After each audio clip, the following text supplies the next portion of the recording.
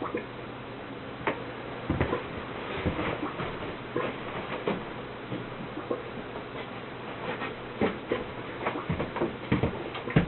big howdy. I'm your grandpa, great-grandpa, whoever's watching this. There's some cranberry orange bread that is kind of like a family tradition. And that's a rice family, and it's from the English inheritance. So it might be good to pass it on. It's really common, but the thing is, though, everybody put their own little twist on it. I had one aunt, God rest her soul, put black walnuts only in hers. Another one,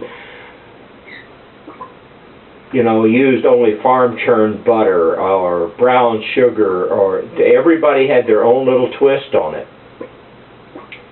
And I remember very affectionately one time when one of the new rice girls, which was a stepdaughter, used one of these newfangled food processors to make the cranberry bread. It was a tasty bread, but it was pretty much just a pink sweet bread. And boy, was the tongues wagging about that. Yeah, that girl don't know how to cook. Well, the thing about cranberry bread to do it in their style was to take the time and effort to put it together, even though it is a really quick and simple recipe.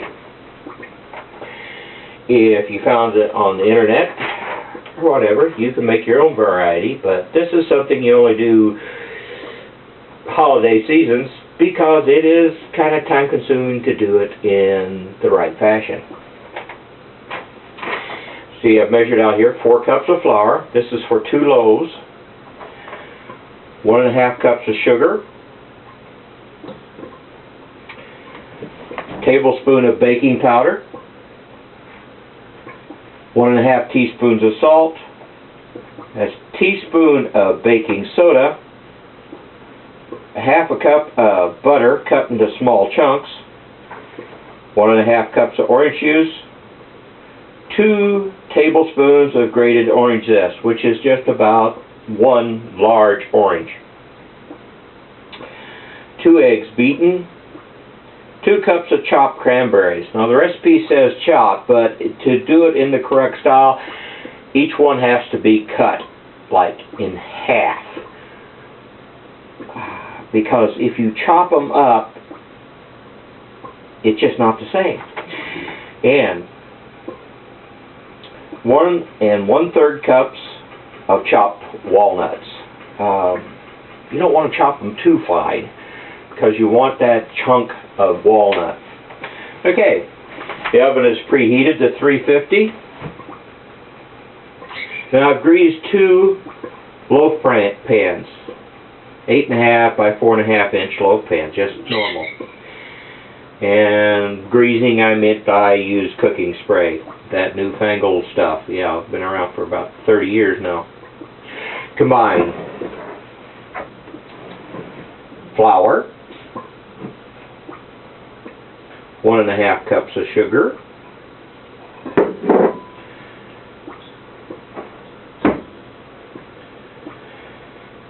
the baking soda,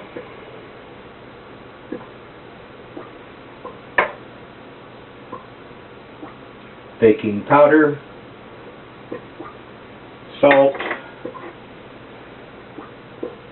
and mix well. Now the recipes may say put it all together and mix it well, but really, if you don't want your guest to happen across the chunk that has a teaspoon of salt in it and the rumor go around for the rest of your life that you're an awful cook, mix the dry ingredients together first, at least a little bit. That's how come they put a period at the end of combined flour, sugar, baking powder, salt, and baking soda in a bowl. Period.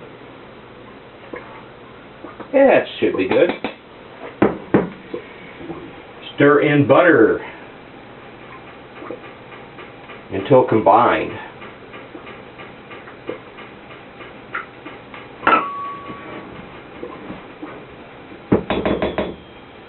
Let's get something more robust to do this with.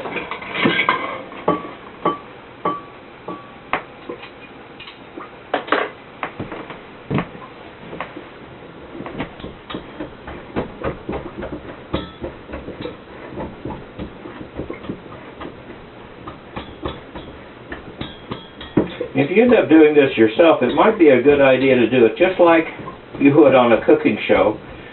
Gather up all your ingredients, measure them out, put them in separate little containers. That way you're positively sure you have everything before you start.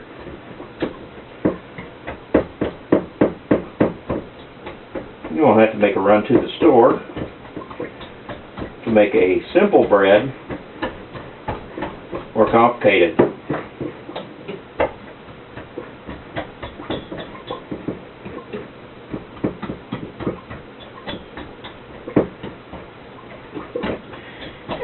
That's pretty kind of combined. I still see chunks of butter here and there. We're not going to worry about it too much.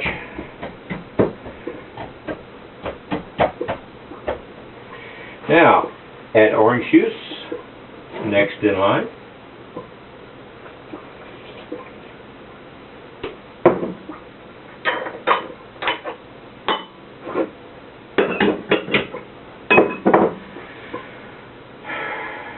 Orange zest.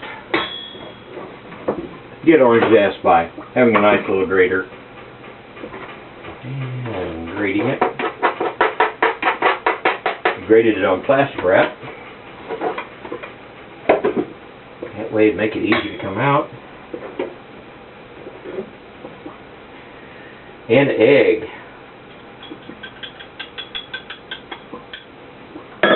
And combine well.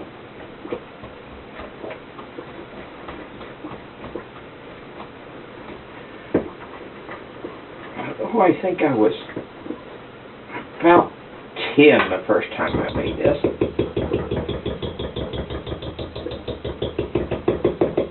I do believe Mom had to finish it for me.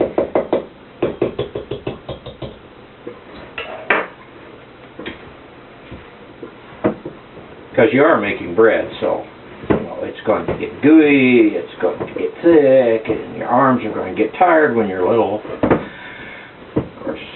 10-year-olds are not that little. I mean, the philosophy of the family was, for all the women folk, if you could reach the stove, it was time for you to learn how to cook. I mean, if you could stand next to the stove and look into a pot, you was old enough. And then from that time on, once a week, guess who got to cook the supper meal? And it couldn't be just macaroni and cheese either. Now it says fold in cranberries. That's 2 cups of chopped cranberries. And it's better to slice them from end to end instead of across the middle, because the skin of cranberries are so tough you can't hardly do it. So we're just going to add these little guys in there.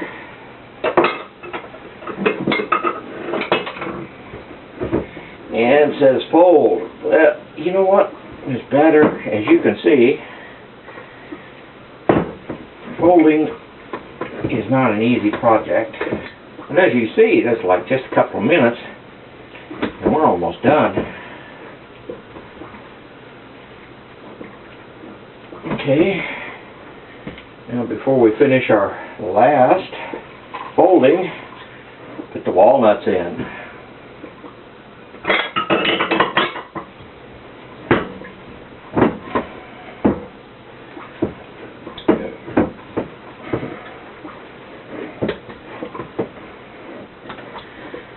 Yeah, folding is not stirring around like that. You actually go to the bottom, scrape it up, and bring it up. Anyway, if your mixture happens to be a little bit thinner, you won't beat the ingredients into submission. You just have to, like, fold them together. Alright. Guess what? We're all done. 2 pre-greased pans. I'm going to put half a mixture of each in each. Don't worry if you see some big butter chunks in there. What that's going to do is make an extra buttery piece of bread right there for some lucky person that likes their real butter flavor. But remember, on your baking powder, it only lasts about a year, and if it's getting close to that, make sure to run it through a fine sieve. That's what I had to do this one, because there was pieces in there that were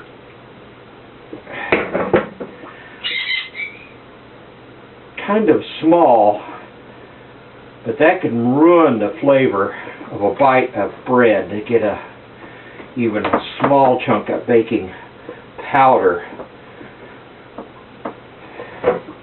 Well, let's hope that it wasn't so old that it won't rise.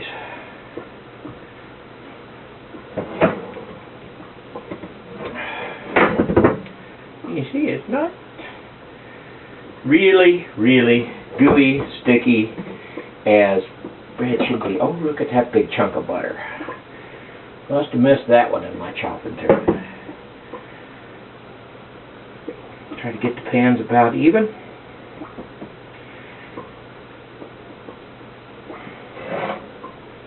Okay. And that is that. What do you think, fish? Think it'll be edible? I'm going to put it in a 350 degree preheated oven.